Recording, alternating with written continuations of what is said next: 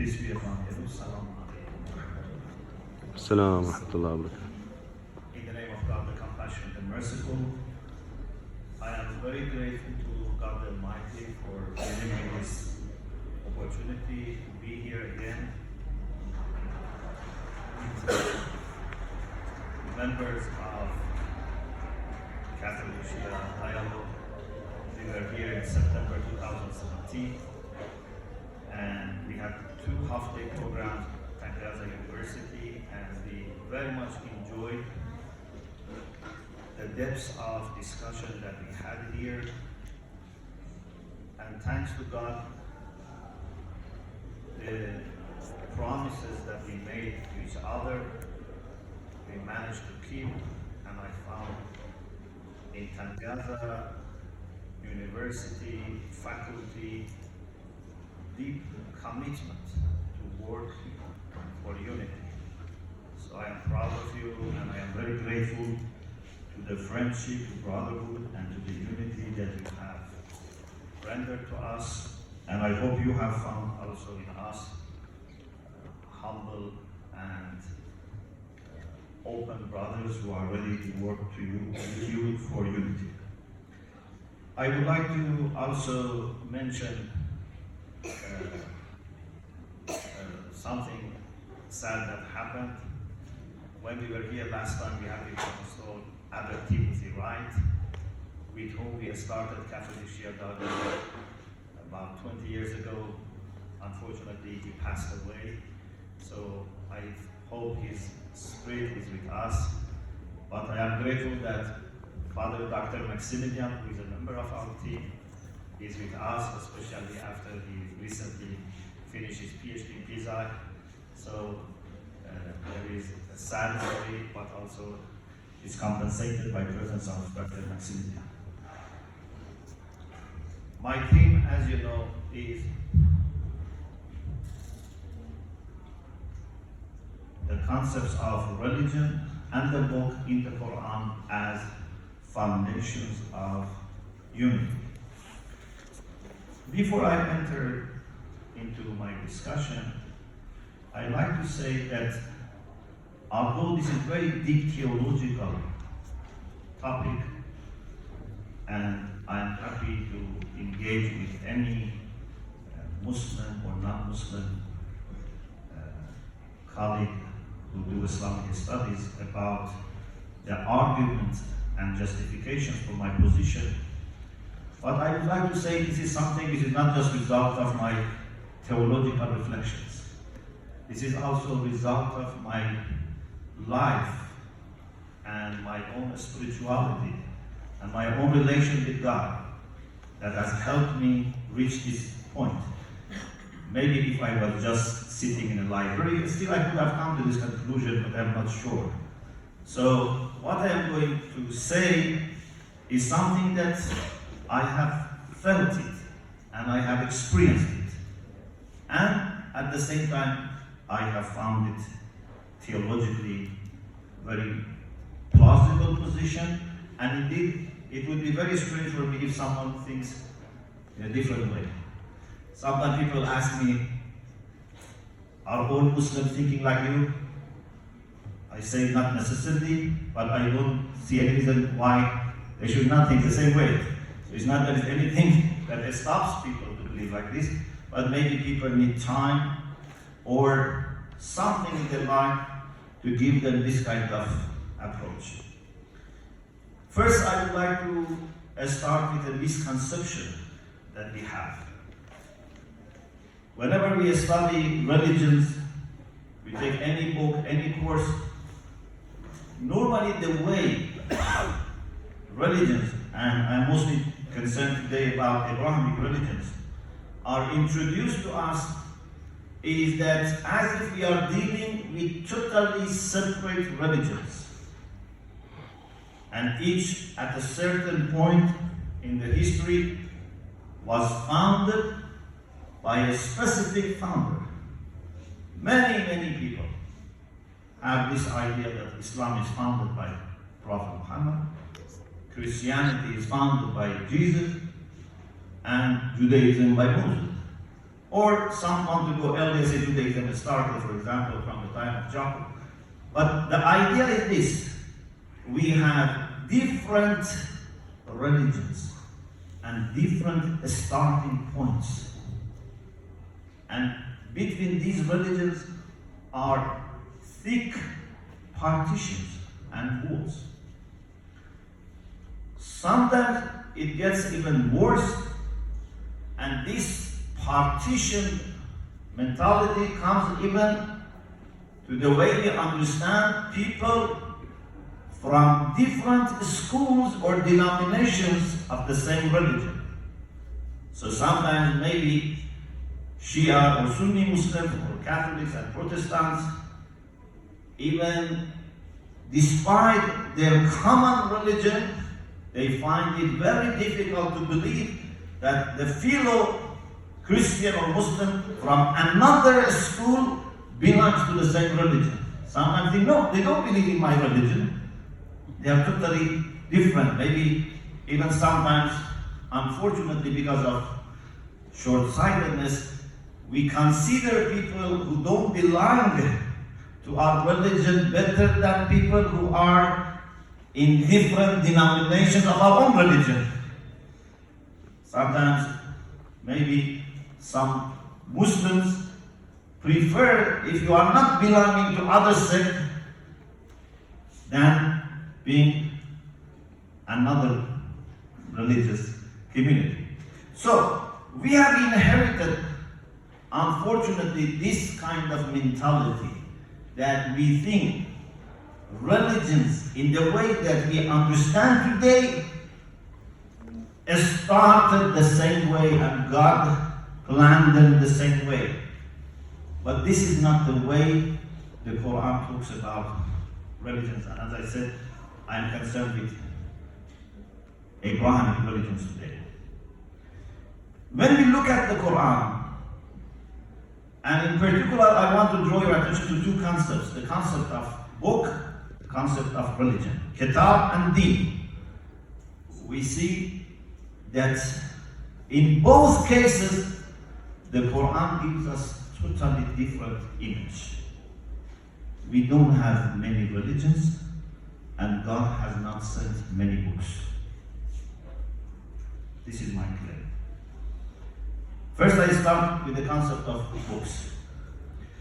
In the Quran, we have two ways of referring to heavenly or divine books. You know, some books are mentioned in the Quran by name, but these are not many. Torah, Gospel, Quran, Psalms, Suhuf for Ibrahim, these are mentioned by names. But we know there are much more books that are not introduced by name in the Quran. Also, some prophets are mentioned by name, but the Quran says there are many that we have not mentioned their stories to you. So, sometimes the Quran refers to these books by using plural form. Kutub. Kutub is the plural form for kitab. For example, we have a beautiful passage in the Quran about Lady Mary. Of course, we have many passages in the Quran about Mary. The Quran actually talks about Mary more than the Bible. But in one particular passage, when the concept of books is mentioned, God says, وَصَدَّقَتْ بِكَلِمَاتِ رَبِّهَا وَكُتُبِهِ وَكَانَتْ مِنَ الْقَانِتِينَ. Mary affirmed the words of her Lord and the books of her Lord, and was one of the obedient. And you know, this is the same context in which God introduces Mary as an example for all believers. So here we have Mary affirming books of her Lord. It's plural. We have also, in a general way, for all believers, that they affirm all messengers and books. آمن الرسول بما أنزل إليه من ربه. The messenger believes in what has been revealed to him. And also the same with the believers. المؤمنون كلهم آمن بالله وكتبه ورسله. The believers also believe in God and His books and His messengers. لا نفرق بين أحد من رسله. We don't discriminate against any messenger. We have to believe in all messengers. There have been 124,000 prophets. If I deny even one of them, I am not a Muslim. Even I say I deny one of them that I don't know, but I don't want to accept that one because I was born, for example, in some locality or had this, I don't know, background. No. I have to believe in all of them. So, in these two cases, I gave you an example of verses in which the book is used in a plural form.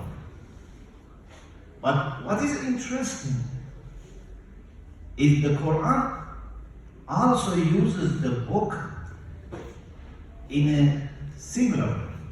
For example, the very famous one is the one that we all know. قُلْ يَا أَهْلَ الْكِتَابِ تَعَالَوْا إِلَىٰ كَلِمَةٍ سَوَاءٍ بَيْنَنَا وَبَيْنَكُمْ. Tell all people of the book, not يَا أَهْلَ الْكُتُبِ, not people of the books, people of the book. Unfortunately, we don't pay attention to this point. Why God says the people of the book, not the people of the books? But it becomes more clear in another verse. God says to the Prophet, if they reject you, and كذبوك, if they deny you, reject you, this has happened to previous messengers. And then says, لَقَدْ جَاءَتْهُمْ رُسُلُهُمْ بِالْبَيِّنَاتِ وَالزُّبُرِ وَالْكِتَابِ الْمُنِيرِ. This is very important. The messengers brought people manifest signs, bayyinat, clear signs. وَالزُّبُرِ, scriptures. But وَالْكِتَابِ الْمُنِيرِ, an illuminating book. Not وَالْكُتُبِ الْمُنِيرَةِ. Rusul is plural. Bayyinat is plural. Zubur is plural. But when it comes to kitab, is al-kitab. Why? Unfortunately, this has not received enough attention. Why sometimes the Quran talks about the book and sometimes about the books? Of course, even if we don't have any explanation, still the fact that sometimes the Quran talks about all these entities as one book is enough to give us a different understanding compared to what is available. But it's very clear from the Quran itself that when it comes to what God has designed and sent down, it's kitab. When it comes to what is in the hands of people and minds of people, it is kutub. We look at Torah and Injil and Quran as books, but God looks at them as representations of one book, which is indeed not available to us except those who are very purified.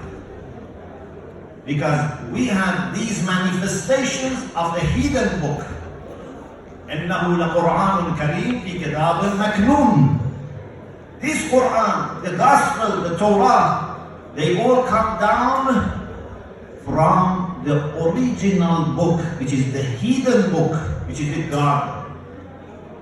And only the people who are purified have access to it. لا يمسه إلا المطهرون. So we have one book. So sometimes I use this example. I say Torah, Gospel, the Quran are different editions of the same title. You know, you have a book, you have an encyclopedia that sometimes has different editions. But one author and one title and one purpose and one essence. God never rewrites himself. It's a mistake if we think God writes a book and then says, now we have to rewrite, we have to change. No. It's all one plan of God, but He gives humanity gradual exposure to what He has for us. This is about the concept of the book. About religion. In the case of religion, actually, it's easier to come to this conclusion. But there is a misconception also here, so I have to clarify. In the Quran, deen or religion is never used in plural form. So although in Arabic we have al-adyan, religions, but in the Quran we have religion only.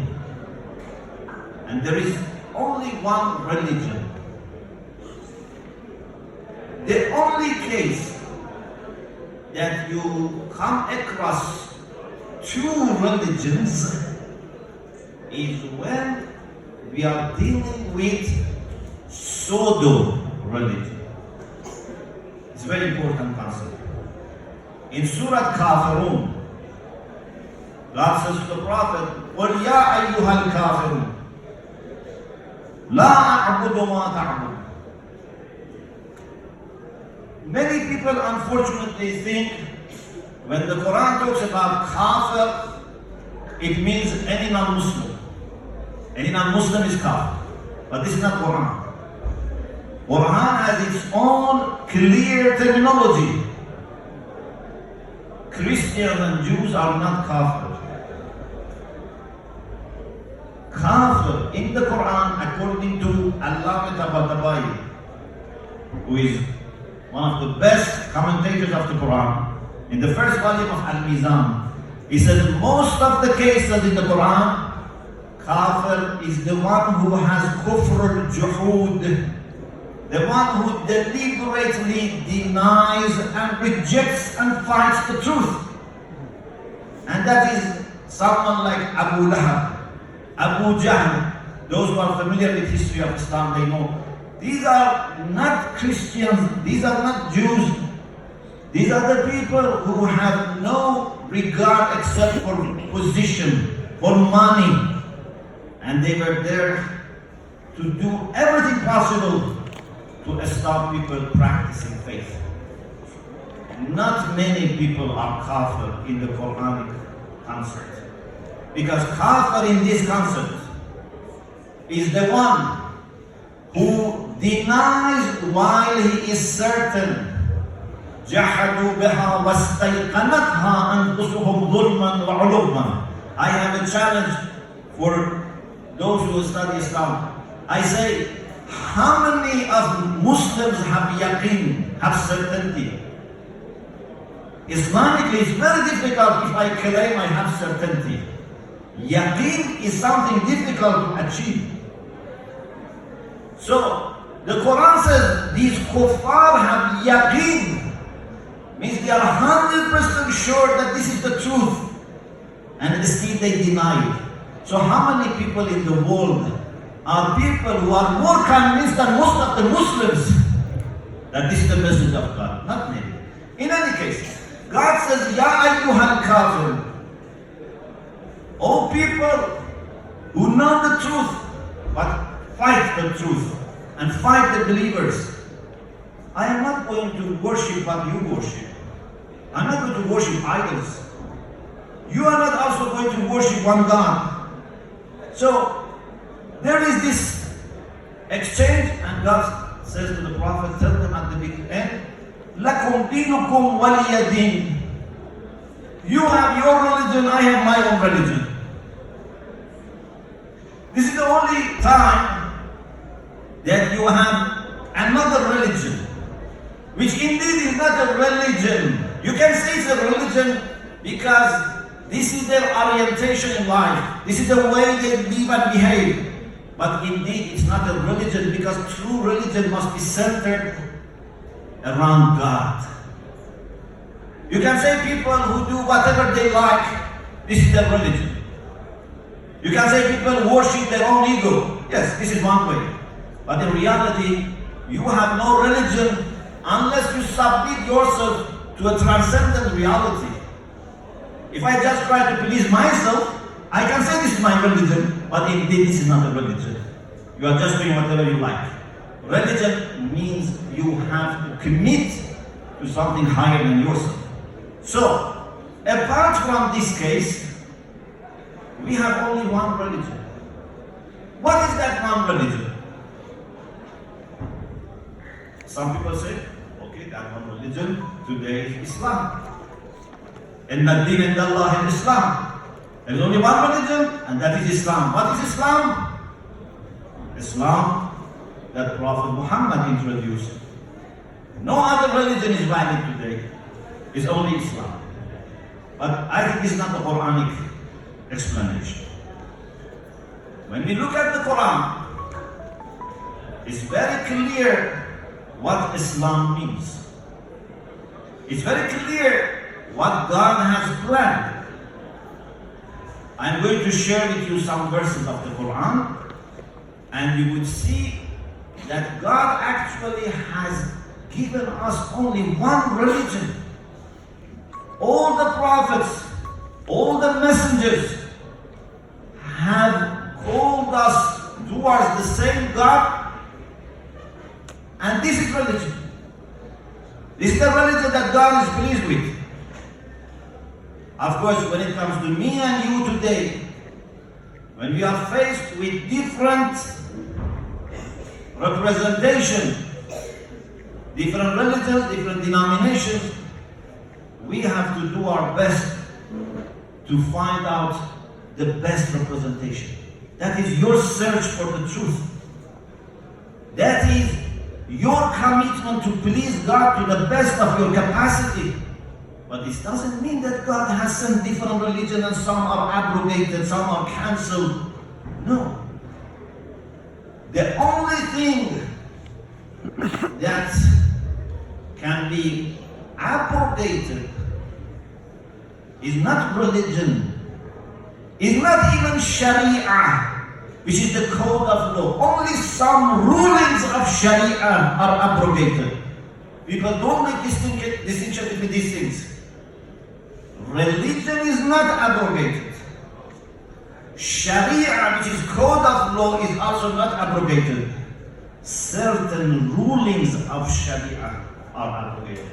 And therefore, those who are familiar with usul al-fiqh, we have a discipline developed by Muslim jurists which helps us with the methodology of reasoning in jurisprudence. One of the principles, one of the rules that we have in usul al-fiqh is that if there is a law that you are sure this law was in effect in the time of Moses or Jesus or any prophet, and you don't know what is Islamic judgment about this case, you suppose that this law is still in effect. It's a law in the time of Moses or Jesus, and you don't know Islamically what is the position. You have asalatu adam al-nasakh, means we have to suppose still the same law is in effect, unless proved otherwise. If the Sharia as a whole was cancelled, so we have to put it aside. We have to start from zero. But Islam doesn't say start from zero. Islam says you are part of a community that has started from the time of Adam, and you have the same tradition. Some rulings may have changed, but religion has not changed, and the code as a whole is not changed. Just fixation and changes of certain rulings. Even Islamically, it's very amazing. Even inside Islamic Sharia, we have abrogation. Every Muslim knows that there were certain rulings in the time of the Prophet that later were abrogated, or certain rulings which first didn't exist and gradually got introduced to Muslims. Muslims in Mecca didn't have many of the duties that they had in Medina. So changes of rulings can happen inside the same Sharia. It's not a big issue. So, God has only one religion. And that is the religion of all prophets and messengers. What is that? That is to submit your face to God. وَمَنْ أَحْسَنُ دِينًا. If I give you also the address, chapter 4, verse 125. وَمَنْ أَحْسَنُ دِينًا مِمَّنْ أَسْلَمَ وَجْهَهُ لِلَّهِ وَهُوَ مُحْسِنٌ. Who is better in his or her faith than someone who submits his face to God? You know, in Islam, Christianity, Judaism, we have this concept of Wajhullah, face of God. What is face of God? God has no physical body. God has no face in the sense of physical face. What do we mean by face of God? Face of anything. This is my explanation. Face of anything is that part or that aspect of something that if you turn to, you have the maximum encounter. What is the face of TV? You cannot have maximum encounter with TV when you are looking behind or on the side. What is the face of a computer?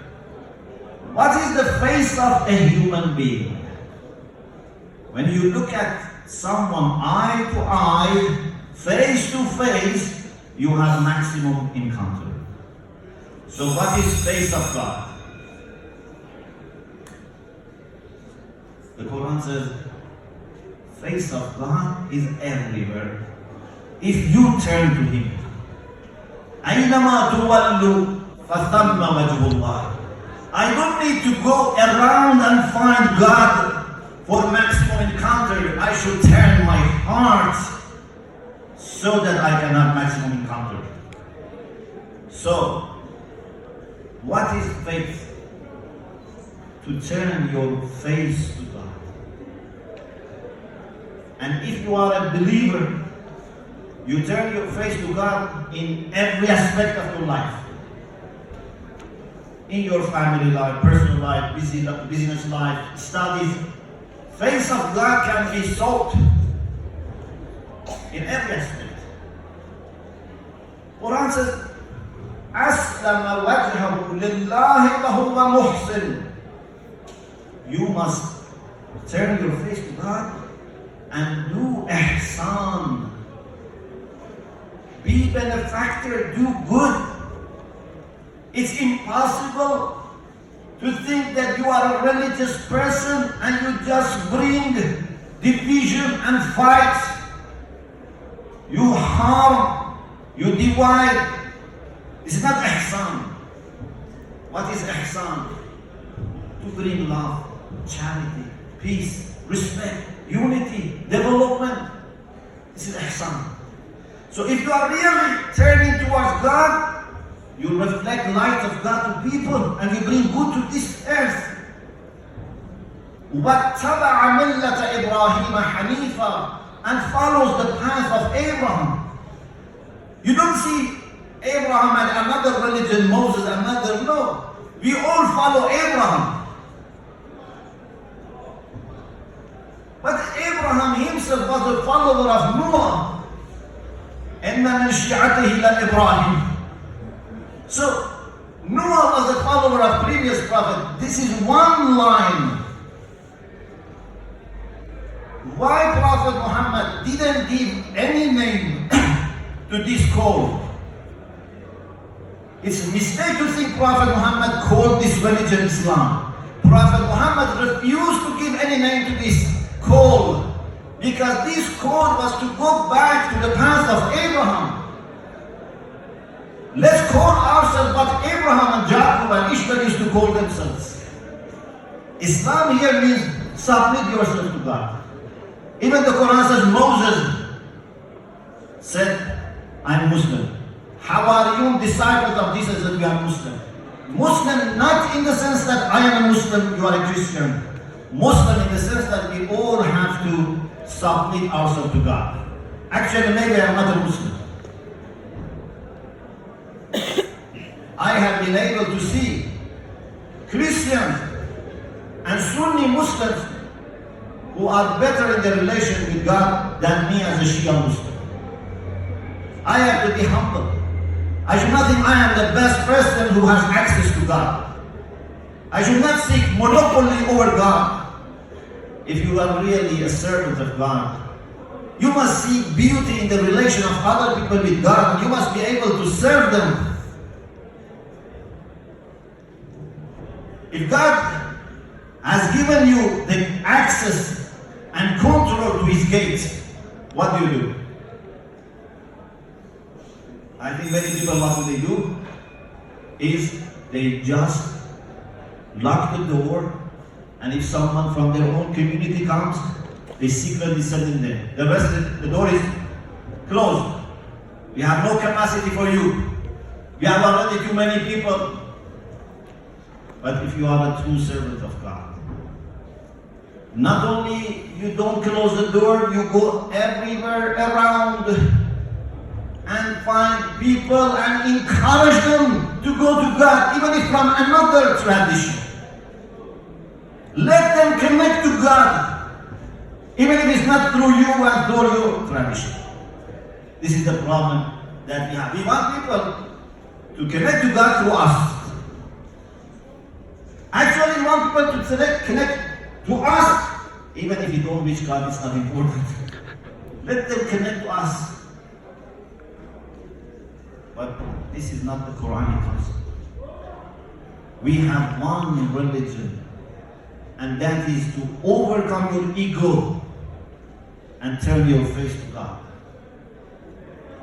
And one of the most difficult challenges for faithful people is to see the face of God in other religious communities, in other places of worship. This is a challenge for you and me. If I go to a church or a mosque, how do I feel? When I go to a place in which people worship God, but not through my tradition, how do you feel? Do you feel that is a place which is strange?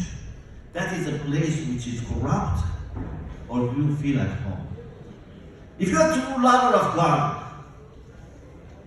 whenever and wherever someone calls God, you become happy. If someone calls your father by mistake or in any other language different from what you call your father, but he respects your father, they get together to commemorate the demise of your father, for example, or birth of your father, how do you feel? You don't say because you pronounce it differently or you have different understanding, I have no respect for you and you must stop this. No, from bottom of your heart you thank them. If we really love God, we should thank every person who brings people to God. And we should have maximum respect for any place of worship. Look at the Quran. The Quran says, لولا دفع الله الناس بعضهم ببعض لهدمت صوامع وبيع وصلوات ومساجد يذكر فيها اسم الله كثيرا. Had it not been that God uses some people to stop others, synagogues, churches, monasteries, and mosques would have been destroyed. These are places يذكر فيها اسم الله. God's name in these places are mentioned kathir, frequently. So if I am a Muslim and I see no value in church, or I'm a Christian and I see no value in mosque, I have to revisit my relation with God. I have to check my humility. I am not a servant of God. A servant of God serves every person who is trying to get to God. This is the meaning of serving God. Otherwise, God doesn't need my service. You have to find the real service to God through serving humanity. I have some more verses of the Quran about the concept of Deenul Hal and other things, but I leave it for another time, and I would like almost at the end just mention 2 points. 1 point. Another mistake that I think is a common mistake, even among theologians, even among people who work for dialogue, is that they treat doctrines mathematically, numerically. For example, they give a list of commonalities, a list of disagreements.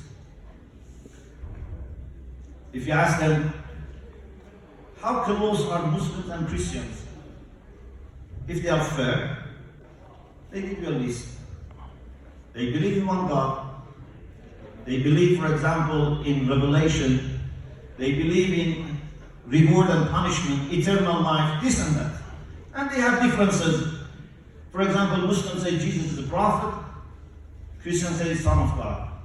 They list. I think this is not doing justice. If you consider them equal, in my opinion, when you say they both believe in one God, that is more than 90%. If God is really central in your life, if another person believes in the same God, believes the God of Abraham, how can you bring anything else equal to that and say this is one commonality and then another difference? Nothing can be put next to God, and nothing can be put next to belief in God and love for God. Anything else should come under God, not next to God, and not above God. I think we many times we think above God. We put our own tradition, our own denomination, our own sect, or our own religion many times unknowingly above God. We don't let our love for God direct us. We want to direct God through our tradition. We say to God whom you should love, whom you shouldn't love. We say to God, these are your people, these are not your people. This is your place of worship, that is not your place of worship. And we give right to ourselves, in the name of God, to destroy some places and build some other places. God gave you this permission.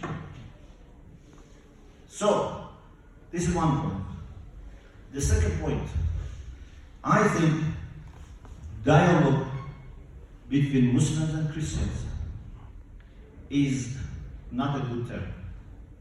Doesn't do justice. Dialogue is too little. Dialogue is too little. If a man and woman want to see whether they match each other to marry, they have dialogue. They go for a coffee, they talk, several meetings. But if you say marriage is dialogue, marriage is not dialogue. Dialogue is very a small part of marriage. Marriage is unity. Unity is more than dialogue. It's not our job that till end of dunya we have dialogue. Dialogue is to unite, and then we have to work together. We are one family which is separated. We have to restore family. Dialogue is not enough. Dialogue is very basic step. Dialogue is something that you must have with every human being. Even people have no faith, you should have dialogue with them. Dialogue is a natural choice for human beings. But with Muslims and Christians, dialogue is too little. We must reach unity. And my understanding of unity is this. You keep your doctrines. It's not honest that you dilute or compromise about these differences. The only way to overcome differences is there is theological way to argue and be convinced. It's not to my hand or your hand to say we leave aside our differences. No.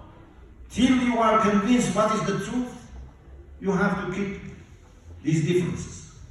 But these differences can be there, and at the same time we can be united. If we believe that we have the same religion, the same tradition, I know you find it very difficult to say we have the same religion. Because you look at religion in the way we have inherited from textbooks. But I say we all try to love God and submit ourselves to God. If you all try to submit yourself to God, this is the same religion. This is the same tradition. Then we have different sub-traditions. Even inside each of them we have tens of other understandings. But the main thing is, am I and are you happy to submit our desire, our will to God or not? Are we really humble to overcome our ego, even our sectarian and religious ego, and just try to please God or not? This is our religion. This is the path of all the prophets. So, what should we do? My suggestion is, and this is what we, thanks to God, have been able to experience with some of our Christian friends, is that you start with dialogue, but when you are united, then you both try to listen to God. So our dialogue would reach the point that you silence yourself and together listen to God. And we need to listen to God with both Muslim ear and Christian ear. I know some Muslims find it difficult, some Christians also find it difficult. Why I need the other ear? I can listen to God only through Muslim ear or Christian ear. No. God has spoken to humanity through different traditions, different saints, different scholarship. If you don't want to miss anything from God, you need to use as many ears which are available. For the time being, at least 2 years. Muslim ear and Christian ear. I know God sometimes talks to us through science, through arts, but for the time being, at least these two obvious religious traditions, we need to listen to God. But together.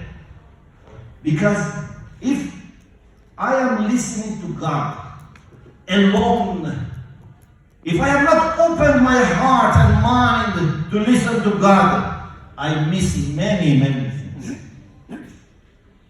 The only time that you can be sure that to the best of your capacity, you are not depriving yourself from some wisdom and inspiration and some light which comes from God, is when you open your heart, when you open your mind, when you open your ears, and try to get everything which might be from God. If you try to benefit from other believers in God, in their experiences, in their wisdom, in their spirituality, actually, after reaching this point, many times you don't feel that who is Muslim, who is Christian. We are Muslims and Christians, then we look at each other. But if you look at God, you don't see God is Muslim or Christian. Of course, I know many people have tried to convert God. The way me and you think about God is a converted God in many cases. But if you really let God be what He is, then we don't see our marks on God. I sometimes say we have two ways that people practice love for God. Some people love God in the way that they love their cars, their house, and personal things that belong to them. This is mine, I love it, and you have no right to use it unless I give you permission. God is mine. You don't have any right. Don't look at God. This approach turns God, maybe unconsciously. I'm not saying they know this. This approach turns God into a personal, tribal, sectarian God. Because if God becomes my God, then for that God, I am the most important person. My people are the most important people. My nation is the most important. This approach can lead to apartheid, can lead to fascism or Nazism, can lead to Daesh and ISIS. But if you do the opposite, instead of we bring God down to a human level and turn Him into a person like us, we rise towards God. Then what happens? Then you no longer would give a special favor to yourself or your group, or your nationality, or your continent. So either we make God a small, or you become godly and you can be universal. A man or woman of God is selfless, and because he's selfless, can accommodate everyone. But God of egoist person is not universal. It's tribal or national or sectarian. I hope that this new institute for interreligious dialogue and the study of Islam, which I feel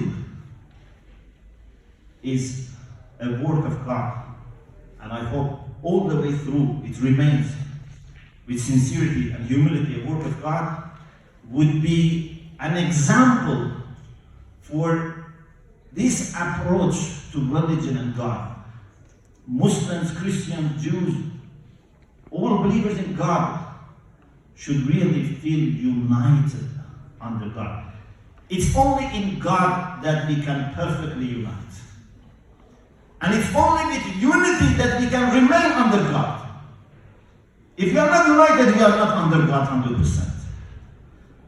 I thank all the organizers, the Vice Chancellor, the head of the Institute, all my colleagues here for organizing this, for taking this initiative, and I pray to God Almighty to bless all the faculty and staff, all the guests present here with His light, wisdom, and love. Thank you very much.